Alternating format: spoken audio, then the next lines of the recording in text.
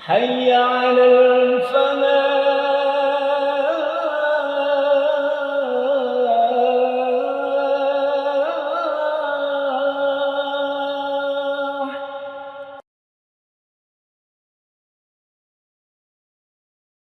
الحمد لله رب العالمين وبه نستعين على أمور الدنيا والدين. اللهم صل وسلم وبارك على نبينا محمد معلم البشرية رسول الهدى والرحمة وعلى آله وصحبه ومن والاه. لا حول ولا قوة إلا بالله. اللهم ارزقنا الإخلاص والصدق في القول والعمل واجعلنا من الراشدين والمتقين آمين. إخواني وأخواتي jamaah Masjid Al-Falah yang saya muliakan rahimakumullah. Assalamualaikum warahmatullahi wabarakatuh. Alhamdulillah wa syukrulillah. Mari kita manfaatkan setelah kita sholat maghrib berjamaah untuk menambah pemahaman kita tentang al-Islam ini. Dan waktu antara maghrib dan isya adalah waktu yang penuh berkah. Mudah-mudahan Allah membuka hati kita untuk menerima hidayahnya dan ilmu yang datang daripadanya, dan semoga mendapat ridha Allah subhanahu wa ta'ala. Kajian kita malam hari ini adalah tentang iman dan amal soleh, ya. Yang pertama, iman dulu. Milik yang paling berharga bagi seseorang yang memahami agama yaitu imannya. Mari kita evaluasi, introspeksi diri, ya. Sejauh mana kita tanggap terhadap kualitas iman kita. Kalau kita memiliki harta, memiliki aset, rumah, mobil, dan sebagainya, apalagi barang yang berharga, itu pasti kita perhatikan, kita jaga, jangan sampai hilang, jangan sampai berkurang, kalau bisa terus bertambah. Tetapi manakala berbicara tentang iman, ya, tidak banyak orang yang berpikir, wah, hari ini iman saya sudah menurun, hari ini saya kurang bisa menikmati duduk di masjid misalnya, saya tidak merasakan apa-apa ketika sholat, saya tidak bisa merasakan berbicara dengan Allah ketika membaca Al-Quran. Itu adalah tanda-tanda turunnya iman. Saya berat untuk bersedekah selama sepekan ini misalnya begitu. Orang tidak banyak berpikir tentang itu, tidak banyak memahami ketika ada penurunan kualitas iman pada dirinya itu. Oleh karenanya perlu sekali kita ini belajar dan belajar tentang Islam. Coba perhatikan, Rasulullah SAW setiap hari pada waktu sholat subuh itu berdoa, yang pertama minta ilmu. Subhanallah. Doanya Nabi yang dikenal doa pagi hari, doa setelah sholat subuh. Nabi minta kepada Allah 3 hal. Allahumma inni as'aluka ilman nafi'ah, wa rizqan thayyibah, wa amalan mutaqabbala. Coba perhatikan ini. Diawali dengan ilmu dulu, ya. Diakhiri dengan amalan yang diterima. Ilmu dulu. Tidak mungkin kita bisa beramal dan diterima oleh Allah kalau kita tidak mengerti tentang amal itu. Maka belajar tentang amal, belajar tentang ibadah, itu adalah kunci supaya kita bisa sukses. Ilmu dulu. Ilmu pun tidak semua ilmu. Ilman nafi'ah, ilmu yang bermanfaat. Dan sumber ilmu yang bermanfaat itu Al-Quran. Anda mungkin ada orang belajar macam-macam ilmu. Tidak selalu ilmu yang kita pelajari itu bermanfaat untuk membuat kita masuk surga langsung saja. Kecuali kalau Anda bisa mengatur, misalnya orang yang belajar ilmu, katakan ilmu ekonomi, misalnya begitu. Lalu sejak dia belajar, dia berpikir, saya belajar ilmu ekonomi ini, saya ingin mengembangkan ekonomi yang diridhoi Allah. Nah, itu bisa bermanfaat. Tapi kalau ilmu ekonomi asal kaya, di situ ada riba, di situ ada yang haram, bagaimana mau bisa bermanfaat? Ini tantangan hidup sekarang itu. Anda bisa belajar ilmu apa saja, ilmu teknik misalnya. Apa yang Anda lekatkan dengan niat pada waktu belajar ilmu teknik itu? Innamal a'malu binniyat wa innama likulli imri'in ma nawa. Semua amalan itu ya niatnya. Anda hari ini ke masjid, ini niatnya apa ini? Kalau sekedar pokoknya ya daripada saya pulang istirahat aja di sini. Tergantung bagaimana niat. Tapi ketika Anda belajar ilmu Al-Qur'an, maka Al-Qur'an ini adalah sumber dari semua ilmu. Apa saja yang perlu kita kerjakan, apa yang tidak boleh dikerjakan, apa yang diinginkan Allah, apa yang diridhai Allah, semuanya dalam Al-Qur'an ini. Maka saudara-saudara, penting sekali kita meminta tolong kepada Allah supaya diberi ilmu yang manfaat. Bahkan Rasulullah itu di dalam doanya juga mengatakan, Allahumma inni a'udzubika min ilmin la yanfa. Ya Allah, saya berlindung jangan saya diberi ilmu yang tidak ada manfaatnya. Subhanallah. Nah, kemudian rizqan thayyibah, rizki yang baik. Kalau baik menurut ukuran agama itu pasti halal dan tidak berbahaya. Tapi kalau halal saja belum tentu baik. Contoh yang gampang, gula itu halal, tapi untuk orang yang sakit nggak baik itu gula. Kita ingin rezeki itu yang baik, yang bermanfaat. Nah, ukuran baik itu adalah membuat kita kaya di akhirat. Itu baik. Kalau sekedar kaya di dunia lalu di akhirat Anda cuman urusannya pertanggungan jawab yang membuat Anda terjerumus ke neraka, untuk apa kekayaan seperti itu? Nah, saudara-saudara, yang ketiga adalah amalan yang diterima Allah. Amalan yang diterima oleh Allah. Di antara amal itu doa, di antara amal itu zikir yang diterima oleh Allah Subhanahu wa taala. Di hadapan Rasulullah ada seorang berdoa, dia angkat tangannya lalu mengatakan, ya Rabb, macam-macam doa dia minta. Nabi tahu orang itu, Nabi melihat orang itu, dan Rasulullah itu kenal atau tidak kenal, mengerti orang ini orang baik atau enggak baik, itu mengerti Rasulullah itu, diberitahu oleh Allah. Nabi mengatakan begini, kaifa yustajabu lak, bagaimana orang ini doanya mau diterima? Akluhu min haram wa libasuhu min haram wa ghudhiya bil haram. Orang ini katanya yang berdoa ini, makannya dimakan haram, pakaiannya pakaian haram, dan konsumsinya semuanya itu serba haram. Bagaimana mau diterima doanya? Betapa pentingnya kita ini belajar agama ini. Kemudian kita dengan agama itu kita berusaha untuk mendapatkan rezeki yang diridhoi oleh Allah Subhanahu wa taala. Itu yang pertama, saudara. Dan yang kedua, kita sering membaca surat yang terkenal dan pendek itu surat Al-Asr ya. Surat Al-Asr. Surat Al-Asr ini adalah surat yang oleh Imam Syafi'i radhiyallahu an, beliau mengatakan kalau orang Islam itu bisa memanfaatkan surat Al-Asr ini saja dalam hidupnya, lakafathum, cukup Anda akan sukses dunia akhirat. Kita sudah hafal semua ini surat Al-Asr itu.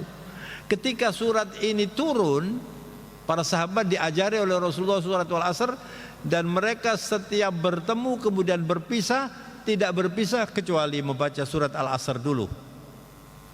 Kenapa ini saudara ya? Karena surat Al-Asr ini ada kaitannya dengan apa yang kita bahas malam hari ini, yaitu antara keterpaduan antara iman dengan amal soleh. Yang pertama saudara, waktu, ya. Waktu itu adalah makhluk Allah yang sangat berharga. Waktu sangat banyak atau cukup banyak di dalam Al-Quran itu dijadikan oleh Allah sumpahnya. Waktu. Orang Islam pada umumnya masih banyak yang belum memahalkan waktu. Kita kalau rugi uang sebentar sudah gelisah, tapi rugi waktu berkali-kali tenang-tenang saja. Sedangkan uang itu bisa diganti, uang itu bisa dipinjam. Kita bisa meminjam uang kalau kita nggak punya, tapi waktu nggak bisa. Waktu. Sehingga Allah berfirman dalam Al-Quran dalam bentuk sumpah berkali-kali, walaili wan nahari wal asri wadduha wal fajri, masih banyak itu. Semua itu waktu pagi, waktu wan nahari, waktu pagi, waktu siang, waktu malam. Kemudian wal asri, demi masa. Innal insana lafi khusur, semua manusia itu rugi, dilibas oleh waktu. Anda tadi duduk di masjid ini, kalau Anda tidak niat iktikaf, Anda cuma duduk aja bengong begitu, mikir urusan di rumah, nggak dapat apa-apa hampir. Hilang waktunya. Makanya niat itu dikatakan ada tijaratul ulama. Niat itu adalah bisnisnya para ulama. Orang-orang yang mengerti agama itu betul-betul memanfaatkan niat, karena mereka tidak mau kehilangan waktu begitu saja lewat. Saya perjelas lagi saudara ya. Kalau Anda tadi dari rumah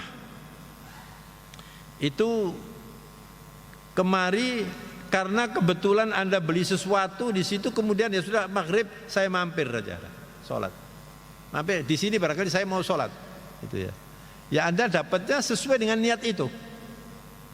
Tapi kalau Anda dari rumah, keluar dari rumah, mungkin tadi jam 5 keluar dari rumah, saya niat akan sholat maghrib di Al-Falah. Kemudian perjalanan Anda dan nanti di Al-Falah setelah sholat saya mau belajar agama, ikut pengajian lah. Kalau Anda keluar dari rumah seperti itu, kata Rasulullah, man kharaja li talabil ilm fahuwa fi sabilillah. Orang yang keluar dari rumahnya untuk belajar ilmu yang bermanfaat seperti yang kita kaji malam hari ini, dia itu dalam perjalanan fi sabilillah. Bismillahirrahmanirrahim. Fi sabilillah. Anda di jalan Allah. Alhamdulillah. Nah, kemudian kalau Anda masuk masjid, kemudian Anda melangkahkan kaki kanan dengan niat saya meniru Nabi, Anda dapat pahala itu. Tapi kalau cuma masuk aja, nggak pakai niat, nggak dapat apa-apa. Cuman kebiasaan aja masuk masjid, kanan kiri sama aja. Tapi kalau Anda masuk masjid dengan kaki kanan, gampang aja kan? Dalam hati, walaupun tidak perlu diucapkan, dalam hati saya masuk masjid kaki kanan, saya niat. Lalu Anda niat, saya nanti sebelum sholat, saya mau sholat tahiyatul masjid dulu, niat sampean ya. Lalu duduk Anda menunggu adzan misalnya. Pada waktu itu kemudian Anda mengatakan saya niat i'tikaf dalam hati. Duduk Anda di masjid ini, Anda bersolawat, berzikir, ini terus didoakan oleh malaikat Allah. Kenapa? Karena Anda menunggu sholat. Kata Rasulullah, intidharus sholat. Coba diperhatikan ya Bapak Ibu yang saya muliakan. Anda kalau duduk di masjid dengan niat iktikaf, saya menunggu sholat, ketika Anda duduk itu sudah dapat pahalanya sholat. Tapi kalau Anda duduk ngobrol aja nggak dapat apa-apa. Bahkan ulama-ulama yang ingin dapat pahala banyak itu, mereka kalau sudah masuk ke masjid lalu niat, saya nazar untuk iktikaf di masjid sampai selesai acara, pahalanya lebih besar. Karena orang nazar itu kalau tidak dipenuhi berdosa. Kalau saya nazar mau iktikaf di masjid 3 jam misalnya ya, kalau Anda tidak penuhi Anda berdosa. Tapi kalau Anda penuhi, maka Anda mendapatkan pahala yang wajib, bukan yang sunnah, tinggi pahalanya. Ini salah satu contoh supaya kita itu terus berpikir tentang amal soleh, tentang perbaikan iman. Wal asri innal insana lafi khusr. Subhanallah. Semua manusia itu dalam kerugian. Alhamdulillah kemudian Allah mengatakan illa, kecuali, istithna, except, kecuali, illa alladzina amanu, masya Allah, kecuali mereka yang beriman, wa amilus salihat. Iman itu tidak bisa berdiri sendiri. Iman harus terus ditingkatkan dengan amal soleh. Satu amalan tidak mungkin soleh tanpa iman. Iman itu apa? Ketika Rasulullah ditanya, mahwal iman ya Rasulullah, Nabi menjawab, al-imanu huwal ikhlas. Iman itu adalah keikhlasan. Artinya saya menyampaikan ceramah ini, Anda mendengarkan ini, kalau Anda itu niatnya semata-mata karena Allah, itu Anda akan meningkatkan kualitas iman. Maka orang yang bisa tidak rugi itu adalah orang yang beriman dan beramal soleh. Selalu memperhatikan keimanan dan selalu memperhatikan amal soleh.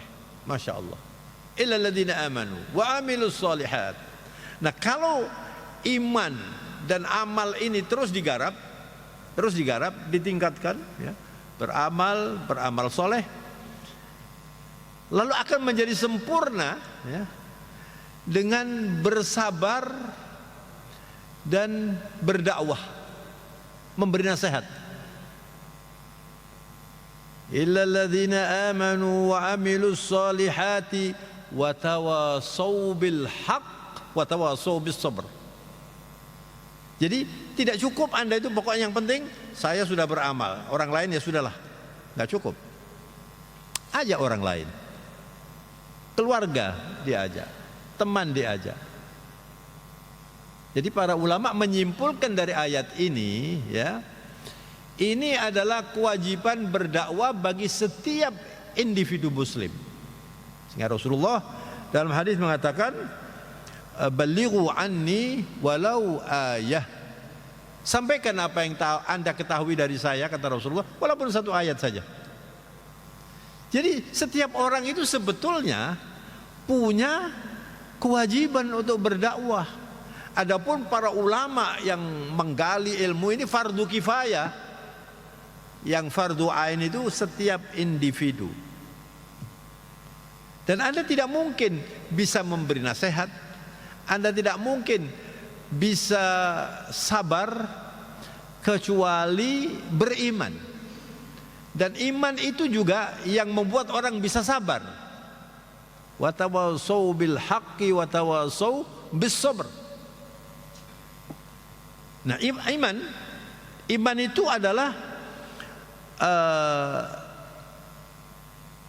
kuwatun ilmiah, kuwah ilmiah, kekuatan yang dibangun oleh ilmu tentang iman.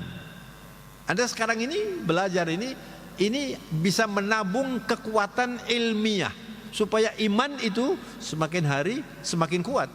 Oh, ternyata begitu ya. Alhamdulillah, saya sudah lakukan. Oh, mungkin masih belum baik. Ini ilmu yang kita pelajari ini akan membuat kekuatan ilmiah. Nah, kemudian amalnya itu adalah kuwatul amaliyah.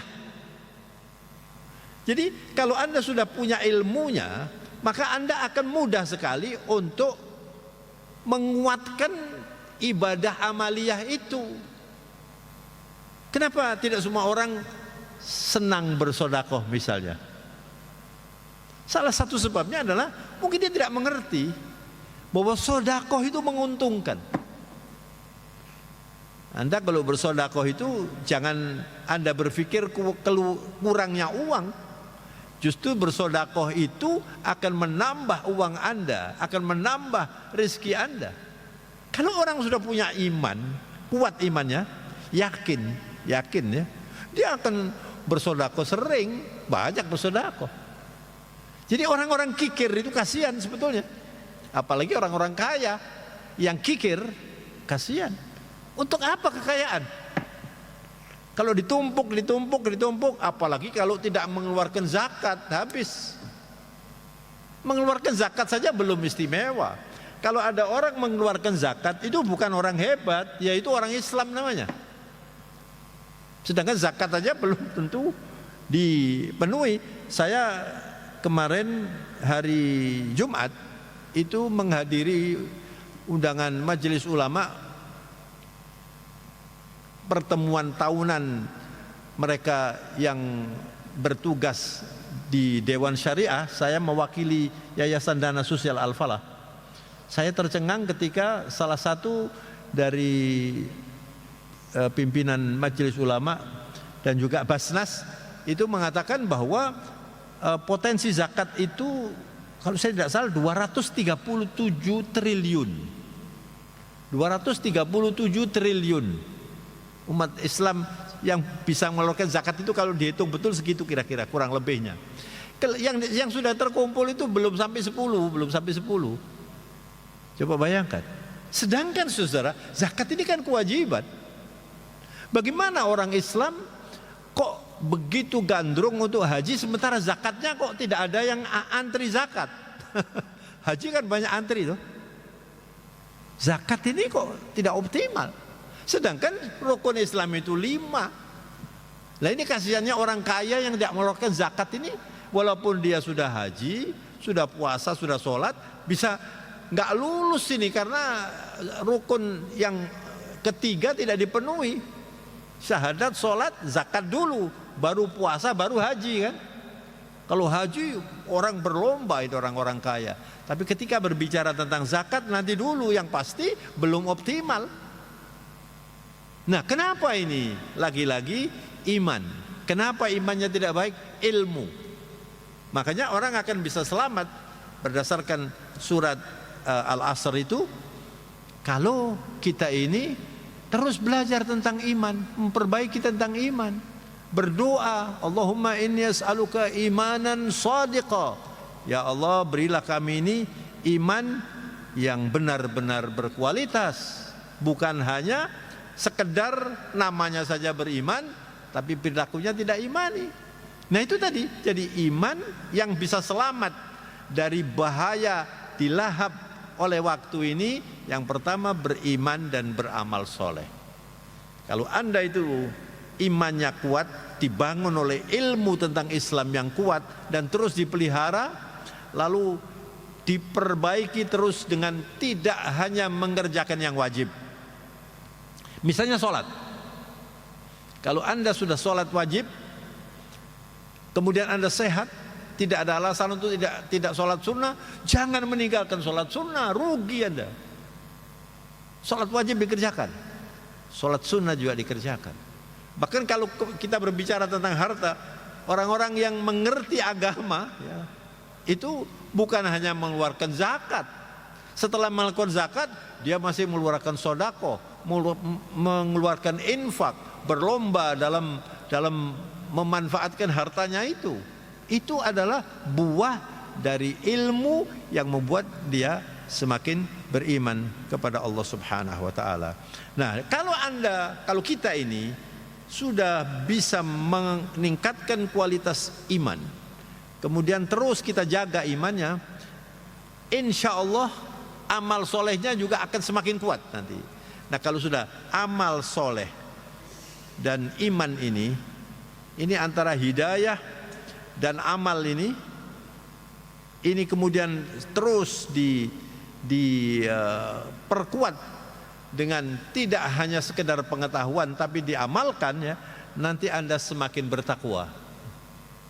Nah, itulah takwa yang setiap Jumat itu selalu diperdengungkan dari mimbar masjid-masjid ini.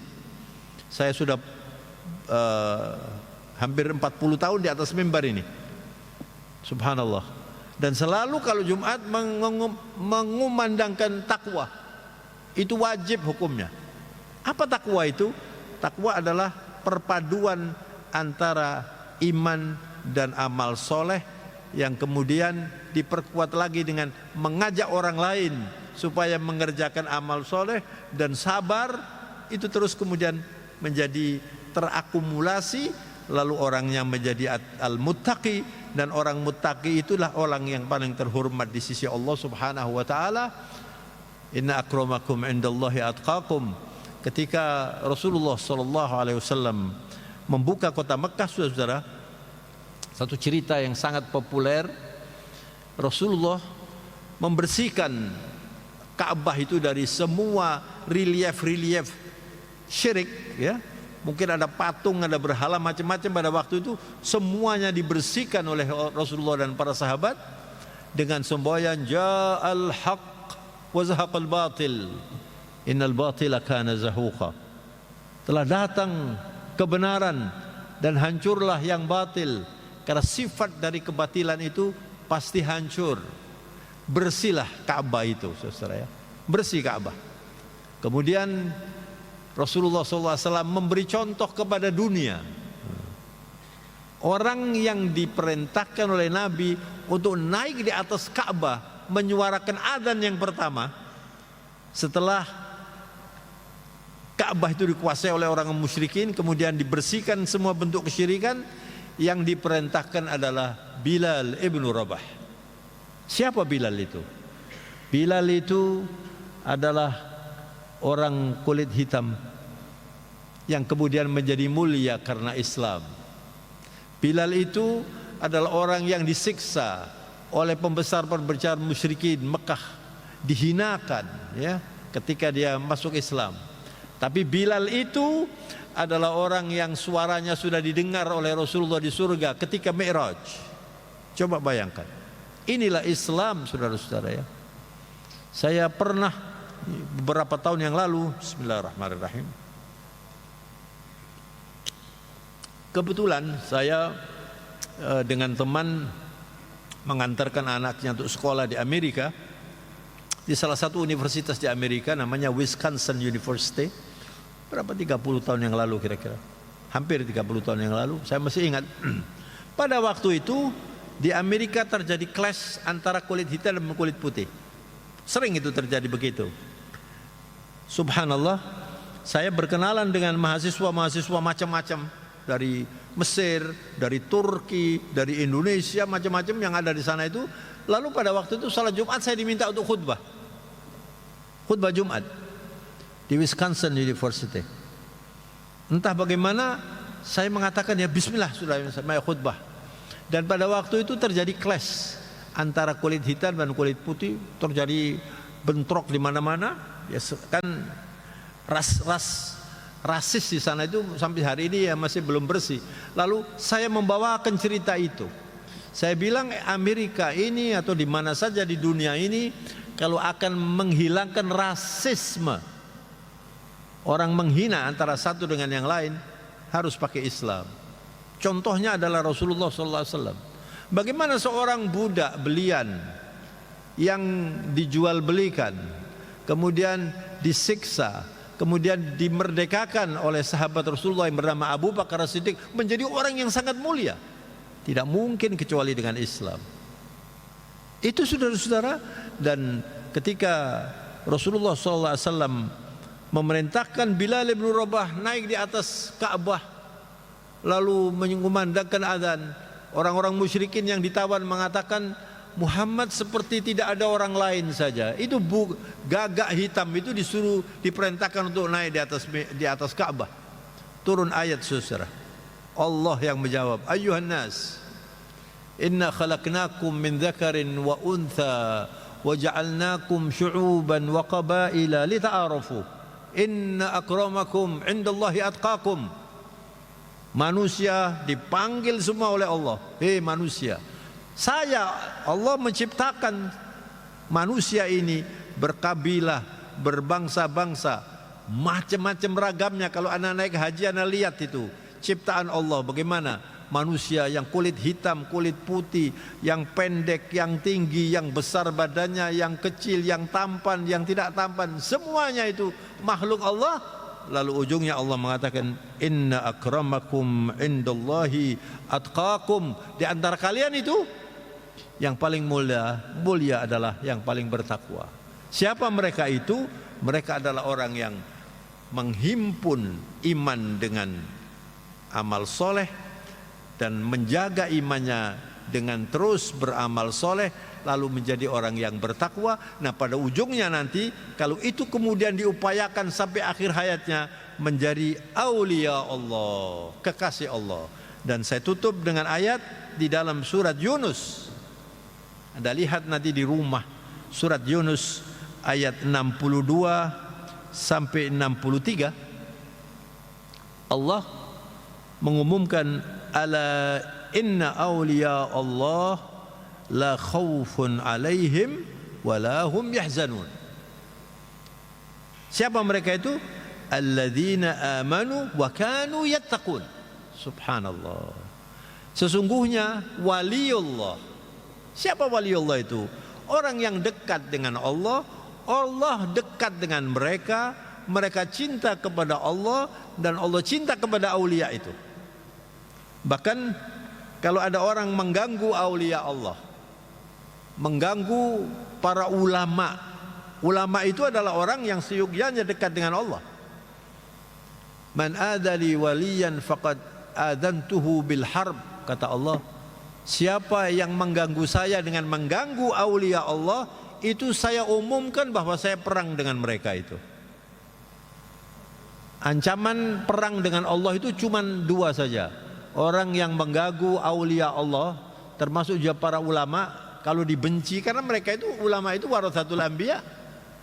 Kalau dibenci, direcoki ini. Dan yang kedua, orang yang makan riba, ini dua-dua ini terancam perang melawan Allah Subhanahu wa taala. Na'udzubillah min dzalik. Lalu Allah dalam Al-Qur'an mengumumkan, ala inna awliya Allah la khaufun alaihim wa lahum yahzanun. Kalau orang itu sudah menjadi waliullah karena menggarap imannya dengan amal soleh yang baik, menggunakan waktu dengan baik untuk sebanyak mungkin beramal soleh, la khaufun alaihim wa lahum yahzanun. Mereka tidak akan pernah merasa takut dengan masa depan. Apapun yang terjadi, mereka punya kekuatan karena imannya itu. Walahum yahzanun, dan mereka tidak pernah merasa susah dengan apa yang sudah lewat. Masa depannya cerah, apapun dihadapi. Itu aulia Allah karena dekat dengan Allah. Lalu alladzina amanu wa kanu yattaqun, mereka itulah orang yang beriman dan mereka bertakwa. Bagaimana bertakwa? Beriman kemudian bertakwa. Beriman, beramal soleh, terus membangun imannya, memperhatikan imannya, jangan sampai imannya itu menurun, ya. Sebab di dalam hadis juga Rasulullah mengingatkan kita, al-imanu yakhlaqu kama yakhlaqu thawb. Fas'alullaha an yujaddidal imana fi qulubikum. Atau kama qala sallallahu alaihi wasallam, iman manusia itu bisa aus, bisa rusak, seperti baju kita ini, bahkan bisa hilang. Bisa jadi orang itu tekun ibadah, punya ilmu tentang agama, tapi tidak menjaga imannya, lalu pada ujungnya mengikuti cara-cara orang-orang di luar Islam, lalu hilang imannya. Bisa saja menjadi orang yang tidak islami lagi, tidak imani lagi. Maka Rasulullah mengingatkan, jaga imanmu, karena iman itu seperti baju. Kalau baju dipakai terus tiap hari, kemudian tidak dibersihkan, kalau kotor dibersihkan, kalau rusak diperbaiki, kalau sudah nggak bisa dipakai diganti. Iman itu seperti baju itu. Lalu Nabi mengatakan, fas'alullaha an yujaddidal imana fi qulubikum, mintalah kepada Allah terus memperbaharui iman, terus memperbaharui iman itu. Lalu Ada yang bertanya, kaifa nujaddidu imanana ya Rasulullah? Bagaimana kami memperbaharui iman? Ya selain tentu saja beramal soleh terus menjaga imannya, Nabi juga mengajarkan aktsiru min dzikri la ilaha illallah. Yang banyak mengucapkan kalimat tauhid la ilaha illallah. Hadhihi a'dhamul kalima, ahsanul kalima, atyabul kalima. Kalimat yang paling agung, kalimat yang paling penting, kalimat yang paling indah, dan hanya dengan la ilaha illallah yang disebut syatruddin. La ilaha illallah itu separuh agama. Muhammadur Rasulullah separuh agama yang lain. Kita tidak bisa sampai kepada la ilaha illallah kecuali melalui Muhammadur Rasulullah, melalui Rasulullah yang mengajarkan Islam ini. Maka marilah Bapak Ibu jamaah Masjid Al-Falah dan siapapun yang mendengar suara ini, mari kita perbaiki terus iman kita dengan banyak melafalkan la ilaha illallah dan mengimplementasikan la ilaha illallah dalam kehidupan kita berdasarkan ajaran dan tuntunan yang diajarkan oleh junjungan kita Sayyidil Mursalin Muhammad sallallahu alaihi wasallam. Dengan demikian kita terus akan berjuang untuk memperbanyak amal soleh dan pada akhirnya menjadi orang yang bertakwa. Nah, itulah orang yang paling mulia. Mudah-mudahan kajian kita malam hari ini bermanfaat, meningkatkan kualitas iman kita dan takwa kita dan mendapat ridha Allah Subhanahu wa taala. Subhanakallahumma wa bihamdika nasyhadu an la ilaha illa anta nastaghfiruka wa natubu ilaika. Mohon maaf yang banyak. Wal afu minkum wa billahi taufiq wal hidayah. Wassalamualaikum warahmatullahi wabarakatuh.